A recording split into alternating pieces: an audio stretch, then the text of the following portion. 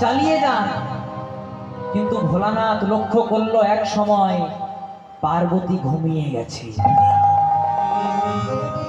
যেই না লক্ষ্য করলো মা, মনে মনে চিন্তা করছে পার্বতী যদি হ্যাঁ দিচ্ছিল তাহলে হ্যাঁ দিচ্ছিল কে? পার্বতী বলছে, ও পার্বতী, পার্বতী। পার্বতী বলছে, বলুন প্রভু, তুমি কখন ঘুমিয়েছিলে? বলে, প্রভু আমাকে একটু ক্ষমা করবেন, আমি তো অনেকক্ষণ আগে আপনার কোলে মাথা দিয়ে ঘুমিয়ে গেছি। ভোলানাথ বলছে, তুমি যদি ঘুমিয়ে গেছিলে তাহলে তোমার কণ্ঠস্বরটাকে নকল করে সম্মতি প্রকাশ করছিল কে? চতুর্দিকে খুঁজতে লাগলেন মা। ভোলানাথ এক সময় কিছুক্ষণ পর দেখতে পেলেন একটা গাছের ডালে একটা শুক পাখি বসে আছে। সেই শুক পাখিটি পার্বতীর কণ্ঠস্বরটাকে নকল করে বলে চলেছে, আরো বলুন, খুব সুন্দর, চালিয়ে যান। ভোলানাথ মনে মনে চিন্তা করলো, এই শুক পাখিটি যদি বেঁচে থাকে তাহলে তো রাজতত্ত্ব প্রকাশিত হয়ে যাবে, গোপন লীলা ছিল প্রকাশ হয়ে যাবে। তাই ভোলানাথ করলেন কি, তার ত্রিশূলটাকে আজ ডেকে সেই শুক পাখির পেছনে ত্রিশূলটিকে ছুড়ে দিল। শুক পাখি যাচ্ছে সামনে সামনে, ত্রিশূল যাচ্ছে পেছনে পেছনে, শুক পাখি যাচ্ছে সামনে সামনে, ত্রিশূল যাচ্ছে পেছনে পেছনে। কিছু দূর গিয়ে ব্যাসদেব মুনির স্ত্রী, যার নাম ছিল বিটিকা, এই বিটিকা করেছিল কি মা, স্নান করে তার লম্বা লম্বা কেশ ছিল তো, আঙ্গিনার মধ্যে তোয়াল দিয়ে কেশটাকে ঝাড়ছিল। দেখবেন আগেকার দিনে যারা থাকতো তারা তোয়াল দিয়ে কিন্তু তার কেশটাকে ঝাড়ছিলেন।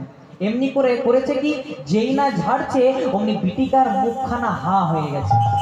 শুক পাখিটি মনে মনে চিন্তা করলো, এর চেয়ে আর ভালো জায়গা পাবো না, যদি ত্রিশূলের থেকে বাঁচতে হয় করলো কি, সেই শুক পাখিটি ওই বিটিকার গর্ভে স্থানান্তরিত হয়ে গেল।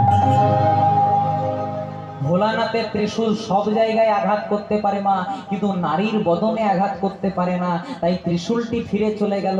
ভোলানাথ মনে মনে চিন্তা করলো বোধহয় বধ হয়ে গেছে, কিন্তু বধ হয়নি, বধ হয়নি। তো হলো কি, এই শুক পাখিটি ওই ব্যাসদেব মুনির স্ত্রীর গর্ভে 16 বছর, মতান্তরে 18 বছর পর একটি যুবক রূপে জন্মগ্রহণ করলো, যার নাম হলো শ্রীল সুখদেব গোস্বামী পাদ মহারাজ। নিতাই গৌর হরিবল। তাহলে রাজতত্ত্ব বলার লোক হয়ে গেছে মা, তাহলে শুনবে কে? এই যে আমি মনে করুন আপনাদেরকে কীর্তন শোনাচ্ছি, আপনারা যদি একে একে বাড়ি চলে যান, আমাকে কীর্তনটা করতে ভালো লাগবে? ভালো লাগবে না। তাহলে সুখদেব গোস্বামী রাজতত্ত্ব বর্ণন করতে শুনবে কে? কিছুদিনের মধ্যেই জন্মগ্রহণ করলেন রাজা পরীক্ষিত। এই রাজা পরীক্ষিত একদিন মৃগয়া করতে করতে, শিকার করতে করতে একটা বনের মধ্যে প্রবেশ করলেন। শিকার করতে করতে রাজা পরীক্ষিত একটু ক্লান্ত হয়ে গেল মা, জল পিপাসা পেল, কোথাও জল পাচ্ছে না।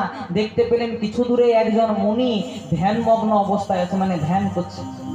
রাজা পরীক্ষিত বলে উঠলো, আমাকে একটু জল দিন, আমি যে পিপাসায় কাতর। কিন্তু মুনি তো ধ্যান করছিল মা, মুনি শুনতে পেল না। রাজা পরীক্ষিত মনে মনে চিন্তা করলেন, আমি এত বড় রাজা, জল চাইছি তাও জল দিল না, আমাকে সেবা দেওয়ার জন্য এত লোক ধর্ণা দিয়ে বসে, আর আমি কিনা জল চাইছি জল পেলাম না। তাই করলো কি মা, কিছু দূরে একটা মৃত সর্প পড়েছিল। রাজা পরীক্ষিত সেই মৃত সর্পটাকে ওই শ্রমিক মুনির গলায় মালার মতো করে জড়িয়ে দিল। অপরাধ হয়ে গেল মা। কথায় আছে পাপ ছাড়ে না কি গো বাপকে।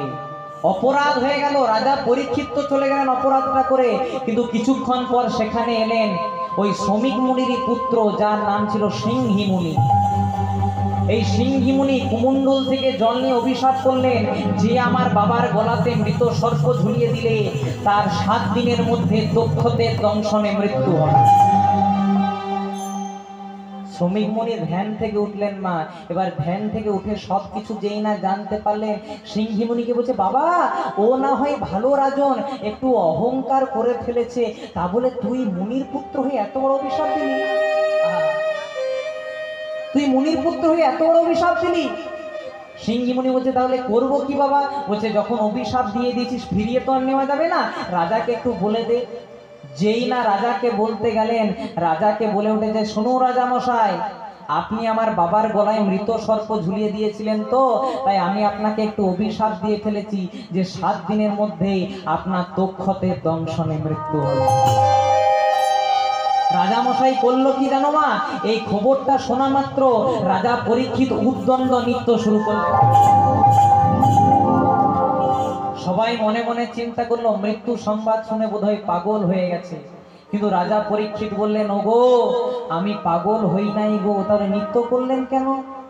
এই সংসারে সবাই আসার সময়টা জানতে পারে, কেউ কি জানতে পারে যে এই ভবমায়া সংসার ছেড়ে তাকে কবে মায়ার বন্ধন ত্যাগ করে চলে যেতে হবে? আমি এমন একজন ভাগ্যবান, আমিই জানতে পেরেছি আমি আসবো কিছুদিন আগে, আর 7 দিনের মধ্যে আমাকে এই সংসার ছেড়ে চলে যেতে হবে। এখানে যারা যারা কীর্তন শুনছেন মা, আপনাদের সবারই উদ্দেশ্যে বলছি, আপনারা যারা যারা এই কীর্তন শুনতে এসেছেন সবাই কিন্তু 7 দিনের মধ্যেই মারা যাবেন। মায়েরা মনে মনে চিন্তা করবে বেকার এলাম কীর্তন শুনতে, তাই তো মা? কিন্তু হরিবাসরে দাঁড়িয়ে কোনোদিনও খারাপ কথা বলিনি, আর বলবো না। আমাদের বার তো 7টিই গো, রবিবার, সোমবার, মঙ্গলবার, বুধবার, বৃহস্পতিবার, শুক্রবার, শনিবার। আপনি 80 বছরে মারা যান, আপনি 20 বছরে মারা যান, আপনি 30